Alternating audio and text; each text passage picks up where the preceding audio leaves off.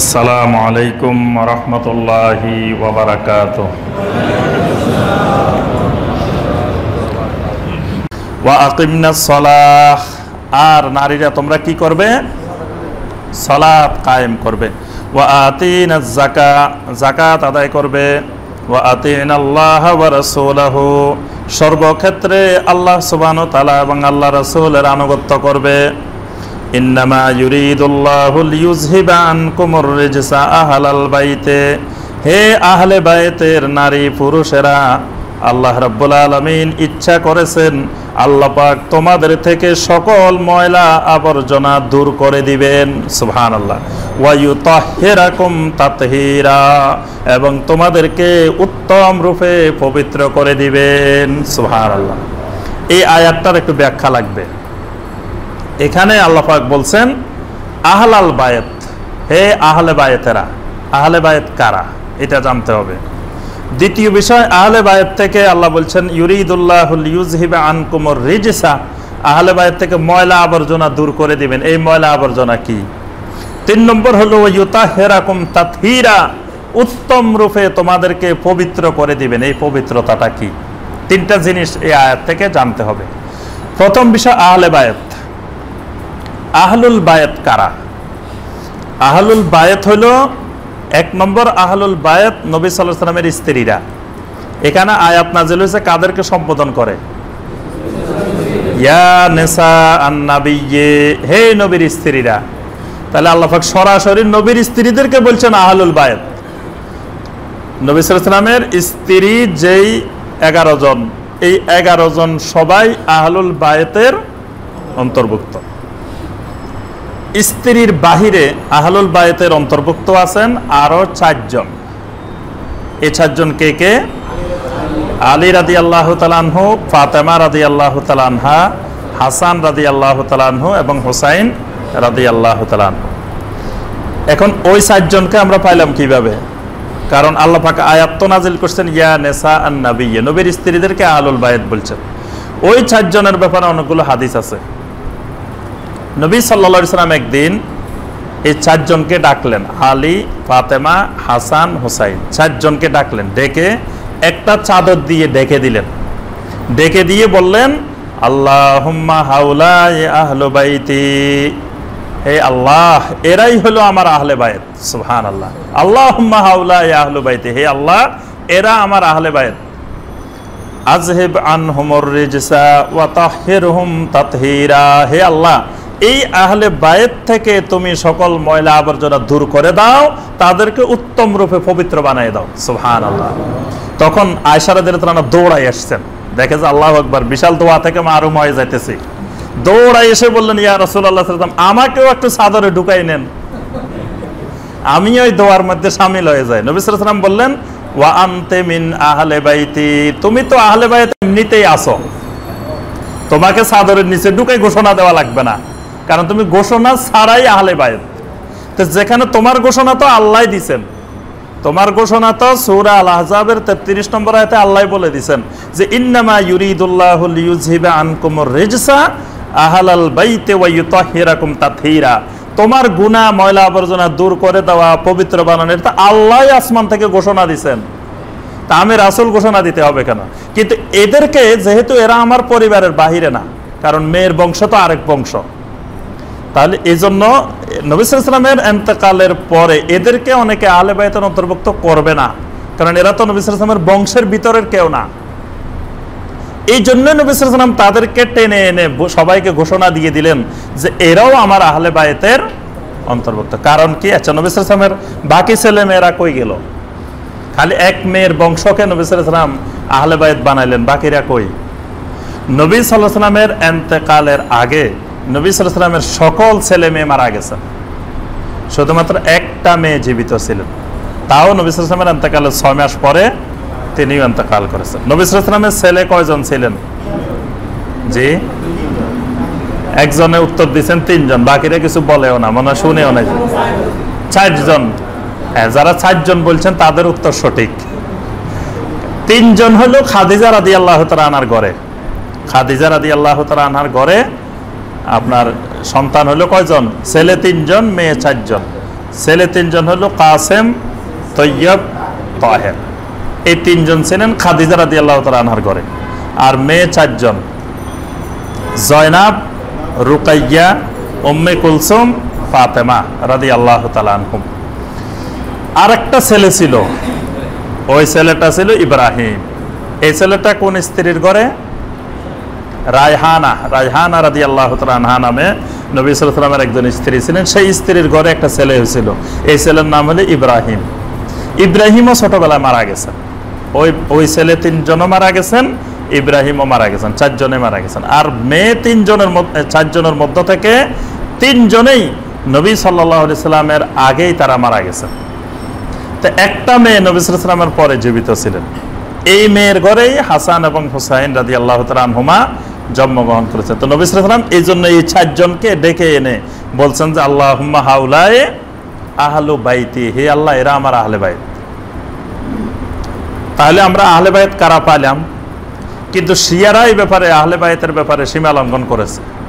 তারা আহলে বাইতের মধ্যে শুধু নবী সাল্লাল্লাহু আলাইহি ওয়াসাল্লামের এই 4 জন মেয়ে আর আলী, হাসান, হুসাইন এদেরকেই আহলে বাইতের অন্তর্ভুক্ত করছে। তারা নবী সাল্লাল্লাহু আলাইহি ওয়াসাল্লামের স্ত্রীদেরকে আহলে বাইত থেকে বাদ দিয়ে দিছে। অথচ মূল আহলে বাইত তারা, ইয়া নেসা আন নবিয়্যে, এই কথা সম্বোধন করে আল্লাহ বলছে তোমরা আহলে বাইত। তো যাদের ব্যাপারে আয়াত নাযিল হয়েছে তারাই বাদ, অন্য লোক আসে দখল করছে। এটা হলো শিয়াদের বড় সীমা লঙ্ঘন। তারা আহলে বাইত বলতে পাক পাঞ্জাতন, পাক পাঞ্জাতন নাম শুনছেন? যে দেখবেন যে অনেক জায়গায় এরকম আঙ্গুল হাত একটা দেওয়া থাকে, এটা শিরকি চিন্তা চেতনা। কারো ঘরে থাকলে আজকে পড়াই ফেলবেন। পাক পাঞ্জাতনের আকীদা শিরকি আকীদা। ইসলামে এই জাতীয় কোনো আকীদা নাই। আহলে বাইত যদি হয় তো আহলে বাইত এই 4 জনের সাথে নবী সাল্লাল্লাহু আলাইহি ওয়াসাল্লামের 11 জন স্ত্রী তারাও আহলে বাইত, নবী সাল্লাল্লাহু আলাইহি ওয়াসাল্লামের ছেলেরা আহলে বাইত, নবী সাল্লাল্লাহু আলাইহি ওয়াসাল্লামের অন্য মেয়েরাও আহলে বাইত। বুঝতে পারছেন? নবী সাল্লাল্লাহু আলাইহি ওয়াসাল্লামের পুরো পরিবারটাই আহলে বাইত। তো এই 4 জন আহলে বাইতের অন্তর্ভুক্ত হবে কেন? বাকিরা কই যাবে? এই জন্য এরা আলী রাদিয়াল্লাহু তাআলা আনহুর ব্যাপারে কঠিন সীমা লঙ্ঘন করেছে শিয়ারা আহলে বাইত বানানোর পরে এই 5 জনকে তারা মাসুম মনে করে। মাসুম মানে কি? নিষ্পাপ। কারণ আল্লাহ পাক বলেছেন ইন্নামা ইউরিদুল্লাহু লিইউযহিবা আনকুমুর রিজসা, আল্লাহ পাক তোমাদের মধ্য থেকে ময়লা আবর্জনা দোষ ত্রুটি দূর করে দিতে চান। তো তাদের আকীদা হলো যে আল্লাহ পাক আলী, ফাতেমা, হাসান, হুসাইনের সকল গুনাহ আল্লাহ মাফ করে দিয়েছে। তো তাহলে তারা মাসুম হয়ে গেছে। এই জন্য তারা বলে যে আলী এ পাক, ফাতেমা পাক, হাসানে পাক, হুসাইনে পাক। কয় পাক হয়েছে? তার সাথে রাসূলে পাক। এবার কয় পাক হয়েছে? এই 5 পাকের নামে হলো পাক পাঞ্জাতন। পাঞ্জাতন মানে 5। এই 5 জনকে তারা পাক বানাইছে। তো ওই 11 জন পাক না? এখানে পাক বলতে মাসুম বোঝানো হয় নাই। মাসুম শুধুমাত্র আম্বিয়া আলাইহিমুস সালাম মাসুম, নবী রাসূল ছাড়া আহলে বাইতরা মাসুম নন। এটা হলো আহলুস সুন্নাহ ওয়াল জামাতের আকীদা। সমস্ত সাহাবায়ে কেরামের গুনাহ তো আল্লাহ মাফ করে দিয়েছেন। অনেক আয়াত আছে না, সাহাবায়ে কেরামের গুনাহ আল্লাহ সব মাফ করে দিয়েছেন। সাহাবায়ে কেরামদেরকে আল্লাহ পাক জান্নাতি ঘোষণা দিয়েছেন, রাদিয়াল্লাহু আনহুম ঘোষণা দিয়েছেন, কত ঘোষণা আসছে। তো তাই বলে কি সাহাবায়ে কেরাম মাসুম? সাহাবায়ে কেরাম মাসুম না। ঠিক একইভাবে এই আহলে বাইতেরও মাসুম না। কিন্তু আহলে বাইতের আলাদা একটা ফজিলত আছে, মর্যাদা আছে। একদিন নবী সাল্লাল্লাহু আলাইহি ওয়াসাল্লাম খুতবা দিচ্ছেন, সহিহ মুসলিমের হাদিস। খুতবা দেওয়ার সময় নবী সাল্লাল্লাহু আলাইহি ওয়াসাল্লাম বললেন, ইয়া আইয়ুহান নাস ইন্নামা আনা বাশারুন ইউশিকু আন ইয়াতিয়া রাসূল রাব্বি ফাউজিবা। হে আমার উম্মত, সমস্ত মানুষ জেনে রাখো, ইন্নামা আনা বাশার, আমি একজন বাশার। আমি বাশার, মানুষ। আমি জিনও না, ফেরেশতাও না, আমি মানুষ, বাশার। ইউশিকু আন ইয়াতিয়া রাসূল রাব্বি, আমার আশঙ্কা হচ্ছে যে কোনো সময় আমার রবের দূত, আমার রবের রাসূল চলে আসবেন। রবের রাসূল কে? হ্যাঁ, মালাকুল মাউত, মানে মৃত্যুর ফেরেশতা যে কোনো সময় আমার কাছে চলে আসবেন, আমার এই আশঙ্কা হইতেছে। ফাউজিবা, যখনই আসবেন তখনই আমি সাথে সাথে সাড়া দিব। তাহলে নবী সাল্লাল্লাহু আলাইহি ওয়াসাল্লাম মারা গেছেন, এটা দলিল তো এখানেই।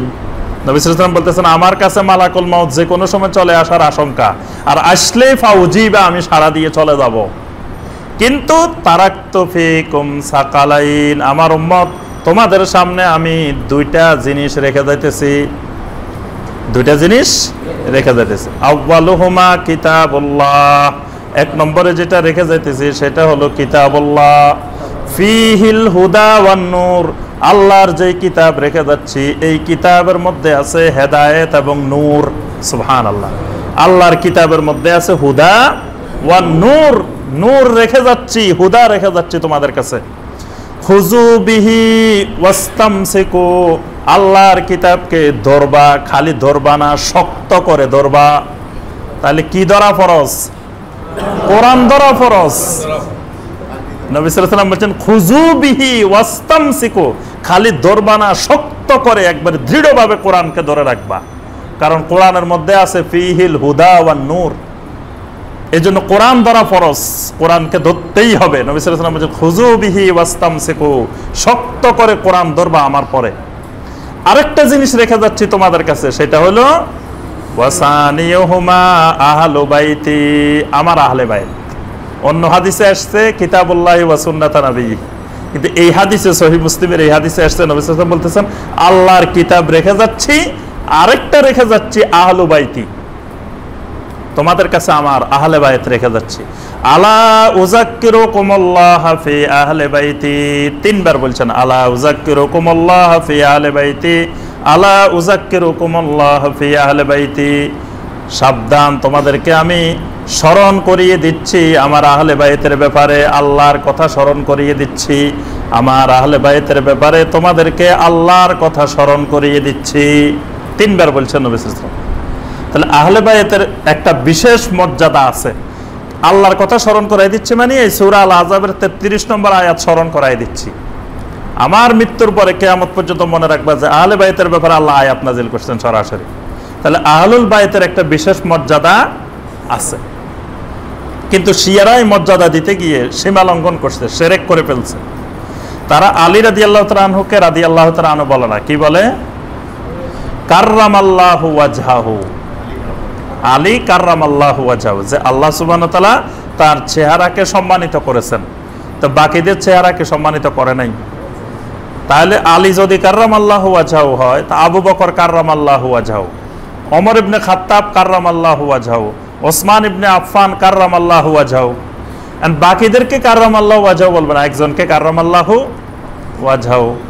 তারপরে এদেরকে পাক পাক বানায় নিছেন, পাক পাঞ্জাতন বানায় নিছেন, শিরকি বিষয় ঢুকাই নিছেন। কিন্তু আহলুল বাইতের একটা বিশেষ মর্যাদা আছে।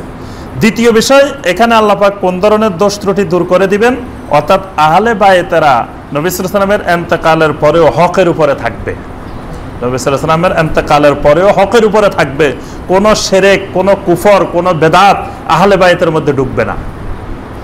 আর তৃতীয় বিষয় ওয়ায়ুতাহহিরাকুম তাতহীরা, উত্তম রূপে পবিত্র করবেন।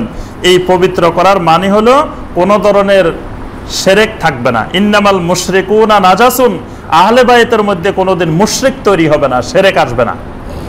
এটাকে আল্লাহ পাক বলেন ওয়ায়ুতাহহিরাকুম তাতহীরা, উত্তম রূপে পবিত্র করবেন। এখন এই উত্তম রূপে পবিত্র করা মানে তাদের নামের সাথে পাক লাগাইতে হবে এরকম না। এখানে আরেকটি বিষয় বলে রাখা দরকার।